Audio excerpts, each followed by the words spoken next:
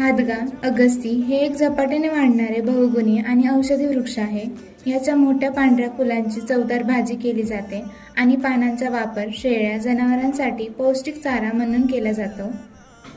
हादग्याला संस्कृतमध्ये अगस्ती किंवा अगस्ता आणि इंग्रजीमध्ये हमिंग बर्ड ट्री असे म्हणतात. हे झाड सरळ आणि शेवग्यासारखे वाढते. याची उंची साधारणतः 15 ते 30 फुटांपर्यंत असू शकते. हे झाड बहुवार्षिक असले तरी त्याचे आयुष्यमान साधारणपणे 3 ते 4 वर्षे इतकेच असते. याची लागवड बियांद्वारे केली जाते. शेताच्या बांधावर आणि मंदिराच्या परिसरात हे झाड प्रामुख्याने लावले जाते. पावसाळा संपल्यावर याला मोठे पांढरे काही वेळा गुलाबी फुले येतात. या फुलांची भाजी अतिशय चवदार लागते. काही ठिकाणी याच्या कोवळ्या शेंगांचीही भाजी केली जाते. हादग्याचा पाला शेळ्या आणि जनावरांसाठी अत्यंत पौष्टिक असतो. यात मोठ्या प्रमाणात प्रोटीन्स आणि व्हिटॅमिन ए असते. आयुर्वेदानुसार याच्या फुलांचा उपयोग कफ, पित्त आणि वातदोष कमी करण्यासाठी होतो. पोटाचे विकार व सांधेदुखीवरही हे गुणकारी मानले जाते.